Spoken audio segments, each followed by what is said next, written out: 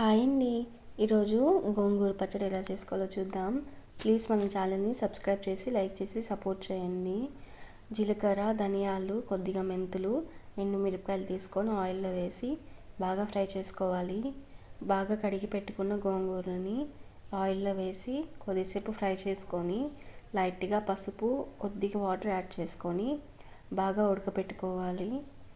గోంగూర బాగా కుక్ అయిపోయిన తర్వాత ముందుగా ధనియాలు, మిరపకాయలు ఎంచుకున్నాం కదా, వాటిలో కొద్దిగా ఉప్పు యాడ్ చేసుకొని ఫస్ట్ వాటిని మెత్తగా దంచుకోవాలి. తర్వాత ఇందులోకి గోంగూరని యాడ్ చేసి దంచుకున్న తర్వాత ఒక ప్యాన్లో ఆయిల్ వేసుకొని ఆవాలు వేసుకొని గోంగూర పచ్చడిని అందులో వేసుకొని బాగా కలుపుకుంటే గోంగూర పచ్చడి రెడీ అయిపోతుంది.